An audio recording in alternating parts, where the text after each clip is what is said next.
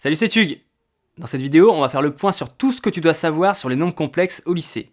On va passer en revue tout le cours et on va voir des petits exos d'application pour que ça rentre bien dans ta tête. Allez, c'est parti.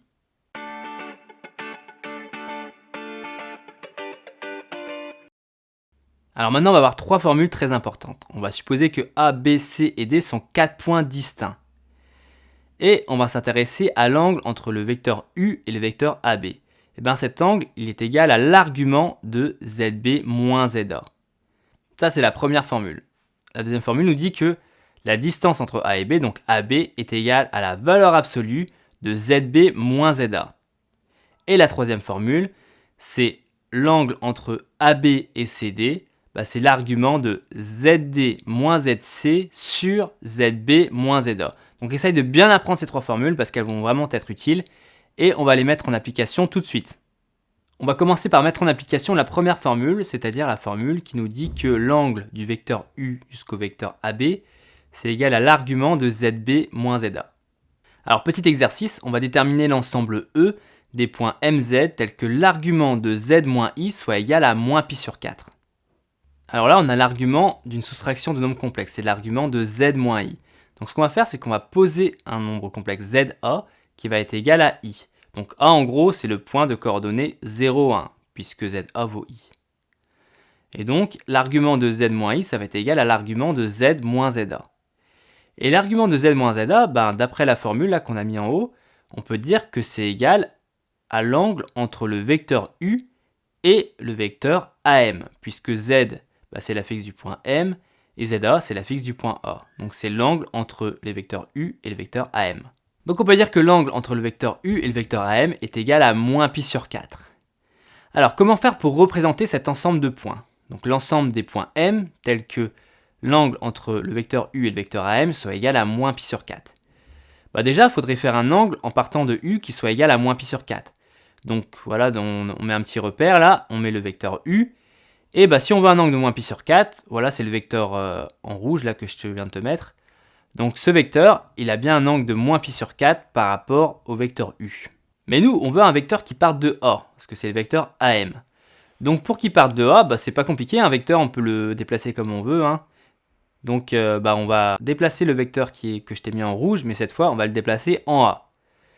Et donc ce vecteur, il part bien de A, et il a un angle de moins pi sur 4 par rapport à U, puisque c'est le même vecteur que tout à l'heure qu'on a juste déplacé.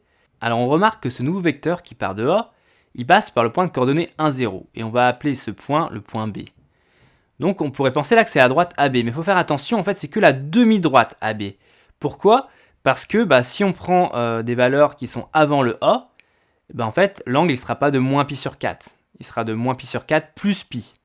Donc il faut vraiment uniquement prendre la demi-droite AB. A exclu, pourquoi A exclu? Parce que si on remplace M par A, le vecteur AA c'est le vecteur nul, donc on ne peut pas dire qu'il y a un angle de moins pi sur 4. Donc E est la demi-droite AB avec A ayant pour affixe I et B ayant pour affixe 1. Allez, maintenant on va mettre en application la deuxième formule, celle qui nous dit que la distance AB est égale à la valeur absolue de ZB moins ZA. Déterminer l'ensemble E des points MZ tel que la valeur absolue de Z moins 2 plus I soit égale à 2. Alors dire que la valeur absolue de Z moins 2 plus I est égale à 2, ça équivaut à dire que Z moins ZA est égal à 2 avec ZA égal à 2 moins I. Donc A va être le point de coordonnées 2 moins 1. Et d'après la formule au-dessus, la valeur absolue de Z moins ZA, c'est quoi? C'est en fait la distance AM. Donc on peut dire que ça équivaut à dire que AM est égal à 2. On cherche donc l'ensemble des points M tels que AM soit égal à 2.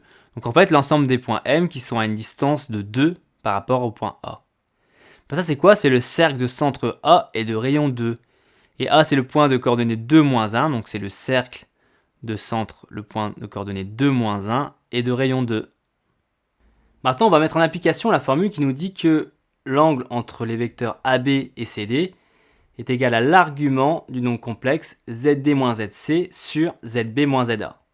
Petit exercice, on a les points A de coordonnées moins 1, 2, B de coordonnées moins 1 et C de coordonnées 3, 2.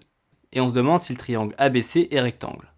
Bon, la première chose à faire, c'est de faire un petit schéma rapide pour voir à peu près si l'angle est rectangle, où il le serait, quoi. Donc là, on voit graphiquement que s'il doit l'être, ça serait plutôt en A quand même. on a bien l'impression que le triangle ABC est rectangle en A. Donc c'est ce qu'on va vérifier tout de suite par le calcul. Donc on va calculer l'angle en A, c'est-à-dire l'angle entre les vecteurs AB et AC. Et d'après la formule qui est juste au-dessus, en fait, l'angle entre AB et AC, c'est l'argument du nombre complexe ZC moins ZA sur ZB moins ZA.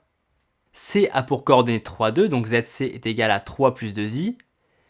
Et A a pour coordonnée moins 1, 2, donc ZA est égal à moins 1 plus 2i. Et donc ZC moins ZA, c'est égal à 3 plus 2i moins, entre parenthèses, moins 1 plus 2i. B a pour coordonnée moins 1, donc ZB est égal à moins 1 moins i. Et donc ZB moins ZA est égal à moins 1 moins i, moins, entre parenthèses, moins 1 plus 2i. On va pouvoir simplifier le numérateur et on remarque que les 2i s'annulent. Donc au final, il reste 3 plus 1, c'est-à-dire 4 au numérateur. Et au dénominateur, c'est les moins 1 qui s'annulent. Il reste moins i moins 2i, c'est-à-dire moins 3i. On obtient donc 4 sur moins 3i. Bon, pour enlever le i du dénominateur, on va multiplier par i en haut et en bas. Pourquoi? Parce que ça va faire 4i en haut, ok, mais en bas, ça va faire moins 3i fois i, c'est-à-dire moins 3i au carré. Bon, moins i au carré, c'est 1, puisque i au carré, c'est moins 1. Du coup, moins 3i au carré, ça fait 3. Et donc, on obtient 4i sur 3, c'est-à-dire 4 tiers de i. On peut donc en conclure que l'angle entre les vecteurs AB et AC est égal à l'argument de 4 tiers de i. Mais l'argument de 4 tiers de i, c'est égal à pi sur 2. Pourquoi? Parce que 4 tiers de i, c'est un imaginaire pur. Et comme la partie imaginaire, donc le 4 tiers, est positif, le point qui a pour image 4 tiers de i sera sur l'axe d'ordonnée, mais au-dessus de l'axe d'abscisse. Donc on peut dire que l'argument est égal à pi sur 2. Et pi sur 2, c'est un angle droit, c'est 90 degrés. Donc le triangle ABC est bien rectangle en A. Voilà, c'est tout pour cette vidéo sur les nombres complexes. J'espère que ça t'a aidé. N'hésite pas à liker la vidéo, à t'abonner à la chaîne. Et si tu veux que je traite un sujet en particulier, tu peux le mettre en commentaire. Allez, salut, à bientôt!